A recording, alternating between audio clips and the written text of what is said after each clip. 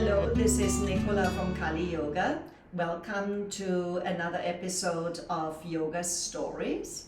I'm talking today with Georgia. Georgia, thanks so much for coming in today. Thank you for having me. It's lovely to be here. How did you get into yoga, and maybe what originally brought you to the yoga classes? Absolutely. It feels like a long story and a short story. In terms of like my entire life, I've been dipping into yoga here and there. I did baby yoga when I had my two children. Every once in a while I'd come and I'd do like a class once a month.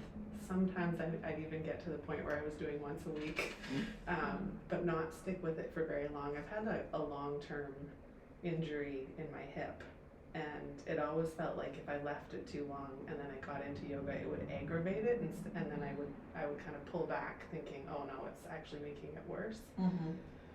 And then the shorter story of yoga for me is the last 4 months, which have been like completely transformational, because I finally just decided to come and do it regularly and kind of get through that initial pain, stick with it, and get a lot of the benefits that I really wasn't getting the entire time before. And I'm very excited about those benefits.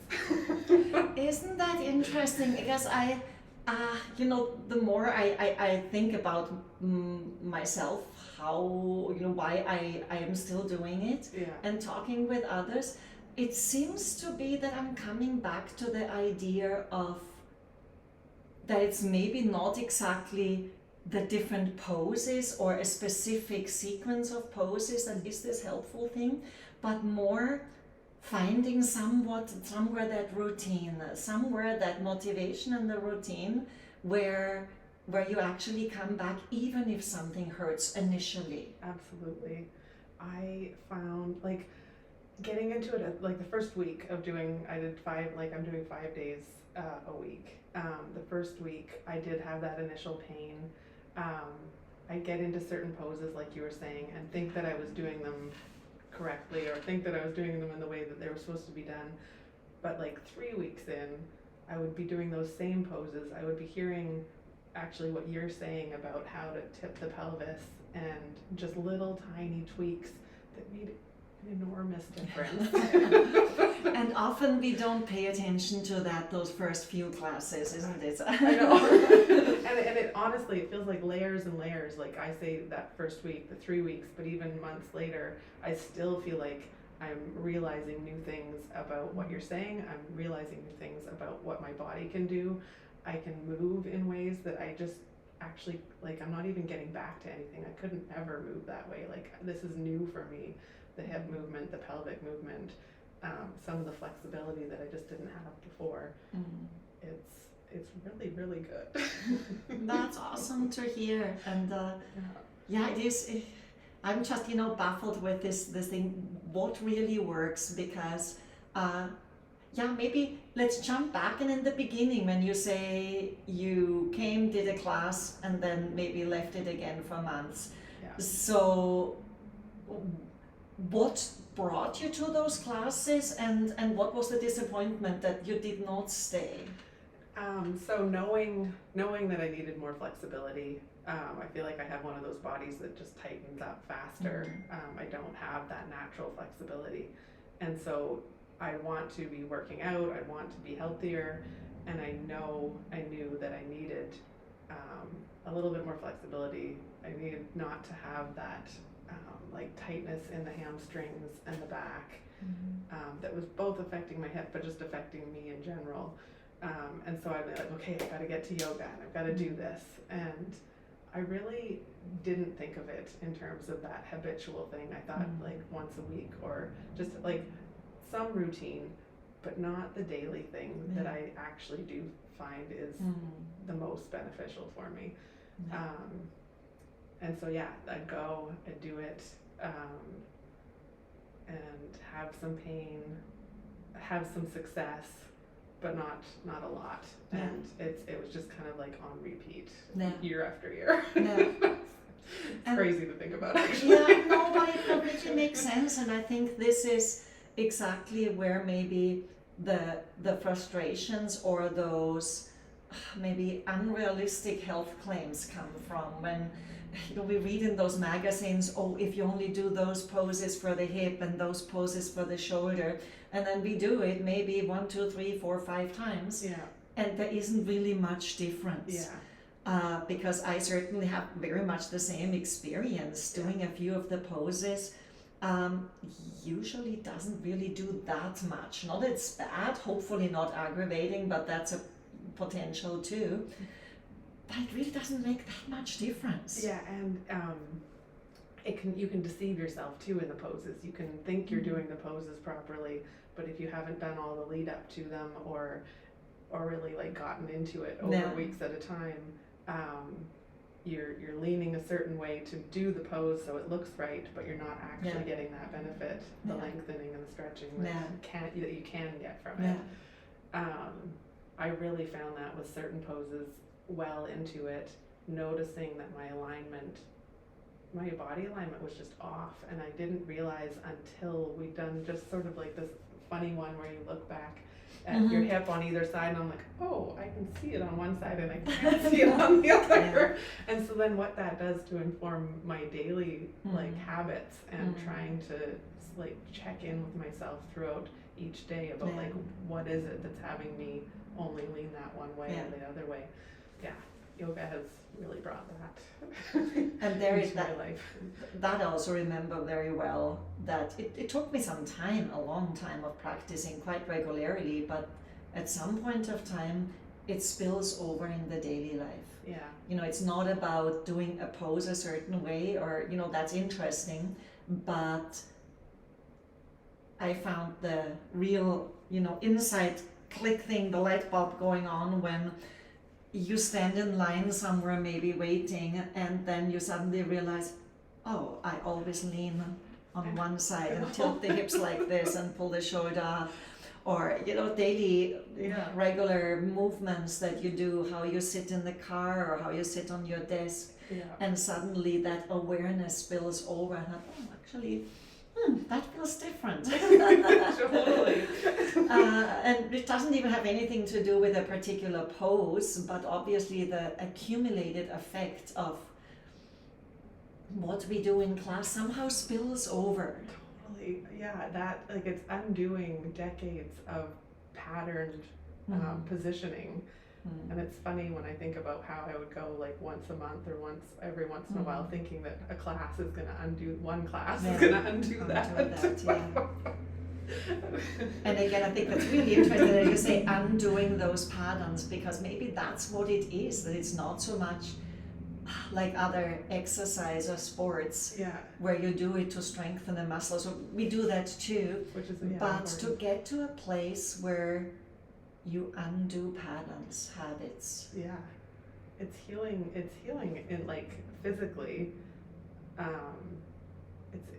It's undoing patterns in your body, but I feel like that actually affects the emotional and spiritual state as well. Like, of course, it's undoing patterns in lots of ways, and that daily practice really helps.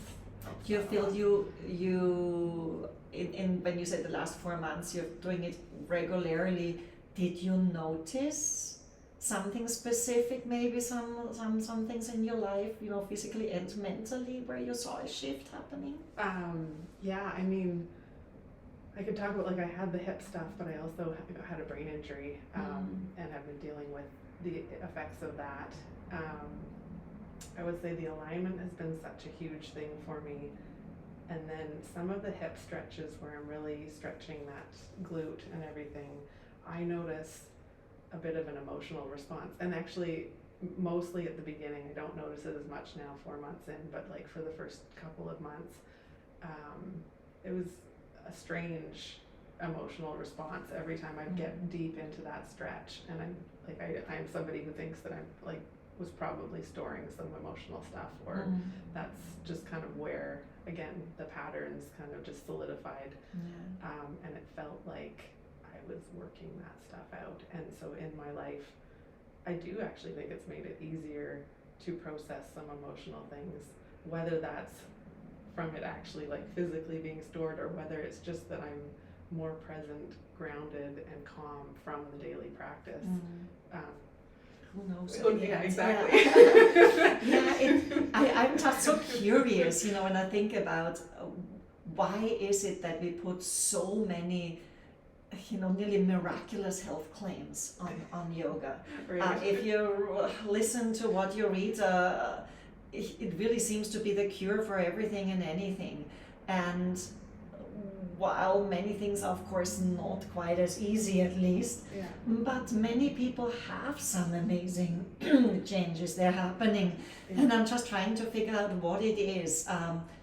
Is it a specific pose? Is it stretching the muscles? Is it the body awareness, the breathing? What exactly you think is it? That's I feel like because it does actually address the whole, like you're stretching, you're getting that flexibility, you're also strengthening, and you're strengthening in a way that isn't super taxing. Like I found that, again, just mentioning the brain injury stuff, there's a lot of exercise that wasn't available to me because I couldn't do anything rigorous. Yoga, I get that strengthening and I'm not overtaxed.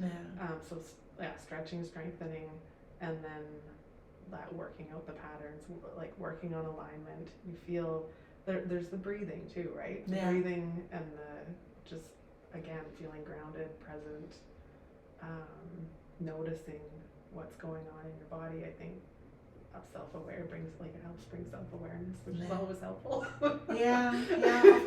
Of course. And maybe it's just that it puts it also nicely together in that package. Because I often think, there are other movements, other sports that certainly bring you the strength and the stretching even. If I think about dance, for example, it's even more so, you would think, dance and the stretch and the strength. And I know that dance can have an amazing effect on both physical and mental, but disadvantage very often after 20, 25.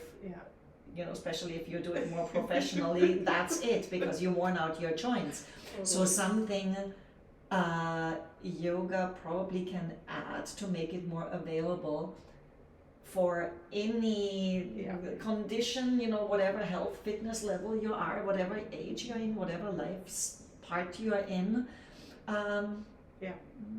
It's lower impact, and you can do as much as you can do, and you're still doing it. Exactly. And there's a meditative quality to it too, a lot of the time. So what do you think this time convinced you, motivated you to actually come every day? What was that trigger? That's a really good question. I don't even know if I know the answer for sure. I needed, I really just, like I said, with the injury, I really needed something. I had a more sedentary lifestyle, both from the pandemic and from the injury. The hip pain was increasing with lack of mobility, and then just really needing something that wasn't super intense. But wanting more, wanting more than just that start and stop kind of. Not wanting to watch myself fail in it as well, that kind of thing. It's like, okay, let's just do this. Let's do that, exactly. And now, and I was hoping for this, and I'm so glad that I got it. I started, and I just was like, there's no excuse. I'm just gonna do it, and I'm gonna come 5 days a week. And now I don't have to force myself to do it. I don't like it. I actually miss it if I have an appointment in the way or something. I'm like, no.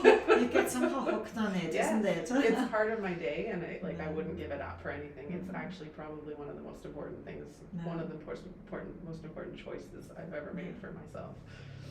I wish there was a way to let people know, to really convince how that is. I know. Because at the end, that kind of resilience, that kind of, I do that no matter what, isn't that the base of any life changes? If there's anything that needs to change, I mean, that can just think about typical addiction or whatever. Absolutely. At some point of time, you have to say, I'm gonna do it, and I'm doing fully. I can't do it a little bit and then not a little bit. That doesn't work. I know. But I also know that that's just really challenging for many people. Yeah. Life comes in between, we're all busy with other things, and the mind plays crazy tricks on you, convincing you why not, I should not come. Yeah. But I wonder if there is, yoga can teach us anything that actually brings us to that kind of commitment and resilience. And I know, I wish I'd known what it would feel like and what the benefits were ages ago in order to have it as a daily practice. And you're right, not everybody can do it necessarily, not everybody's in the position to have all the time or the finances or whatever, but once you're doing it, if you find your way to doing it, it helps everything else. So you think you can't do it because you have to do this and this and that, but the daily practice helps all of that. It is, but yeah, how do you get there? Because if you also think, just if you know you should make some changes in your diet, typical thing. I know it's damn hard to do that, Right.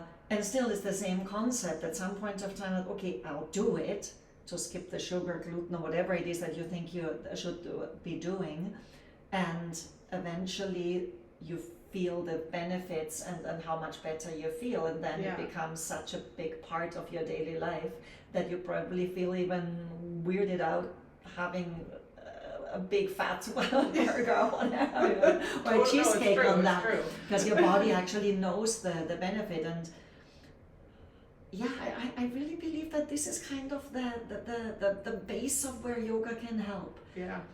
But how do you get people in realizing that? It's stated in schools. Yeah. Like really, daily practices. And I mean, I can get on the philosophical rant about just wishing that was more part of our culture and our society in North America. I mean, there's the fitness thing, but it's more than just fitness. It's, it's really integral. Yeah. I don't know how to convince people of that. It seems to be more and more at least accepted, and many schools integrated, and even already primary schools or kindergartens include yoga already. Good, and good. That's a start. Yeah, it is. Yeah, exposure is good.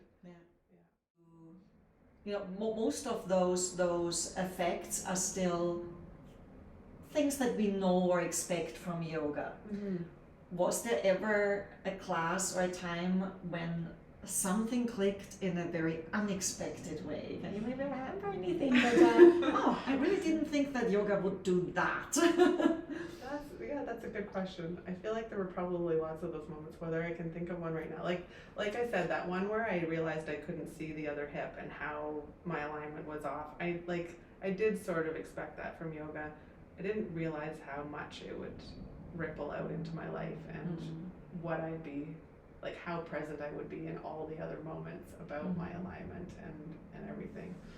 And then the emotional stuff where I realized I was just consistently having this emotional response for certain stretches. That was a little bit surprising. Yeah. But I think, and it sounds, I know from the outside it probably just sounds like the regular thing, like you're doing it and it's wonderful. But I am surprised at how integral it's become for my daily life. And how quickly actually, because 2-3 months, the regular practice is not that long to really make those changes happening. Exactly. I would have expected it to have already or to still be having to force myself to do it. For me, always also one of the things that I found interesting compared to other sports and activities, the minute awareness of distinguishing different muscle groups. That we usually don't do that much in any other activity. Yes, you build strength, but whatever muscles you use for that sport, you strengthen. But most of those activities do not come with that very clear awareness. Oh, there's actually one muscle that is so different, or I can't even feel, or is overdeveloped or whatever it is. That's really helpful to point out, because I'm remembering that now too.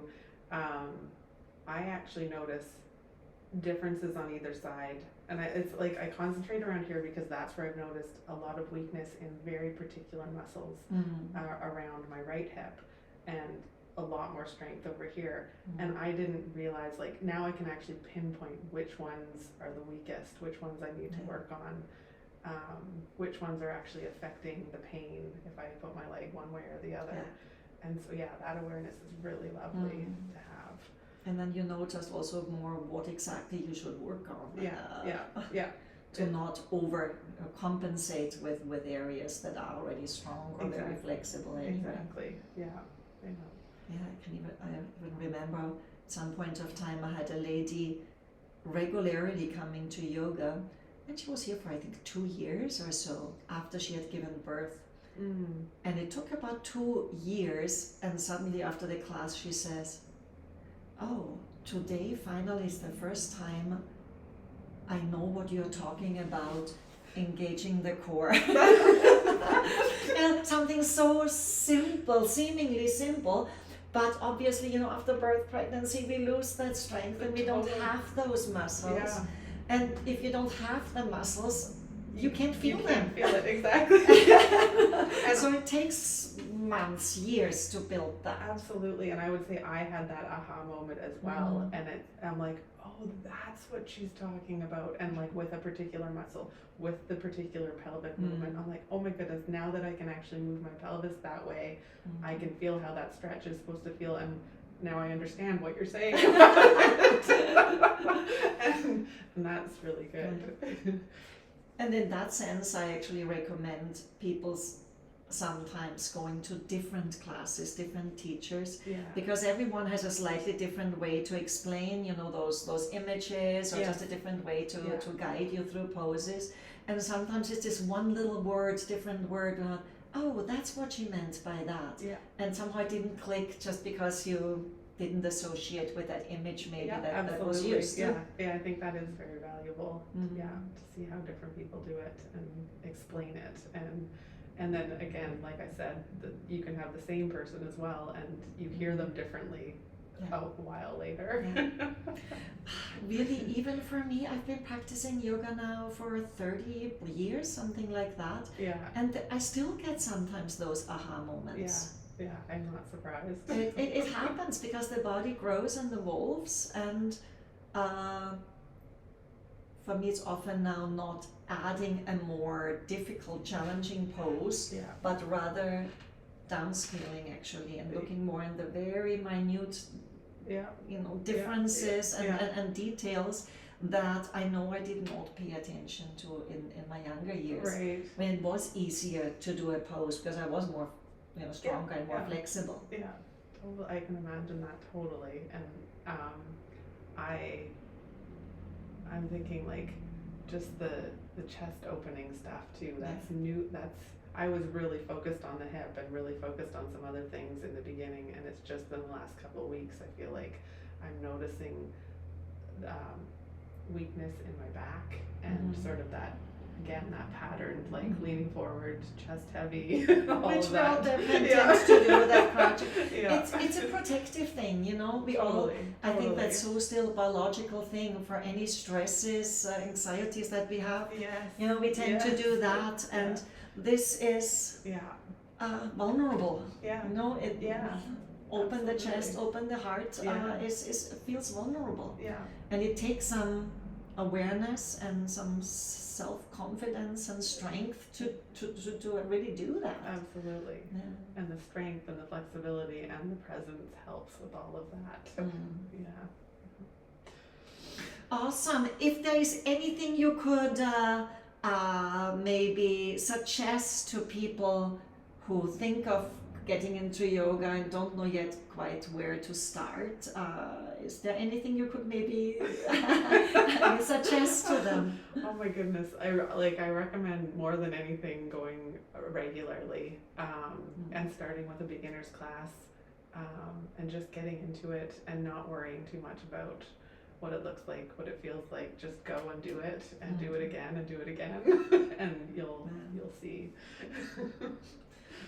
It's funny, it just reminds me when I started my first teacher training, that was many, many years ago in France, in Paris, with the Shivananda Center. Yeah. And that was a time when yoga was not popular, so they didn't have those alignment things for every single condition and everything that you could do wrong.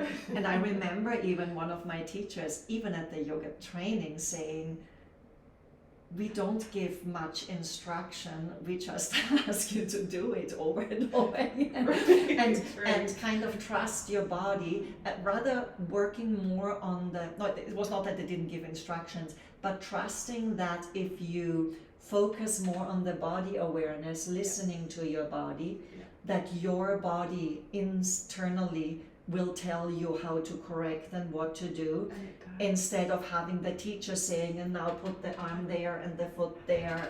You end up knowing and feeling and understanding what it is you're feeling, and what to do about it. You become, like, I imagine anyway, after years and years, you become masterful in it yourself. And that's what I feel like. I feel very encouraged that I can see that already. I'm gaining that knowledge and awareness already, and that's really a good thing to have for myself. Because at the end it should come from inside and not by a person correcting you. I had, in that sense, one of my most inspirational teachers was Angela Farmer.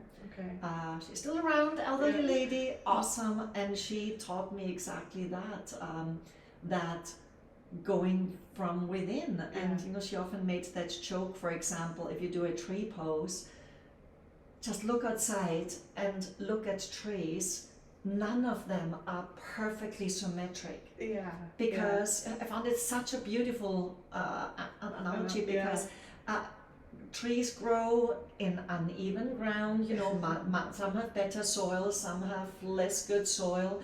The wind blows on them, limbs are hacked off, it happens, injuries happen, and still that tree finds its own balance. And it's often the most crooked trees that have the hardest life, growing on those cliffs on the west coast, that are the most beautiful, because they found that strength where they, oh my God, how are they still standing? But I love that image, because this is really what yoga is for me. Not to become a perfect Christmas tree, Totally. Groomed and cut and protected and nourished, but to find that gnarled bonsai, no matter where you grow.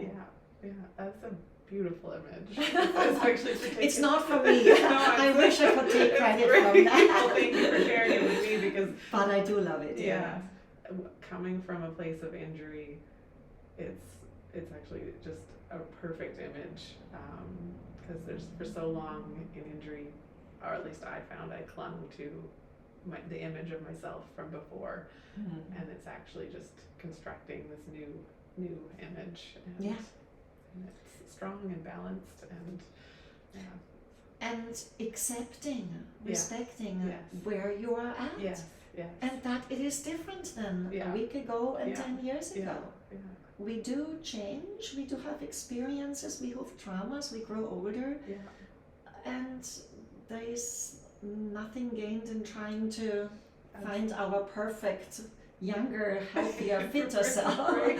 But we have to acknowledge where we are and make the best out of that. Absolutely, and being able to accept the goodness too. Like, I am in certain poses sometimes and leaning my knees over, expecting the pain that I normally feel, and then I'm like, wait a second, it's not there. I don't need to protect as I come over with that, and so allowing for positive changes as well. Oh, awesome. I'm super glad to hear that.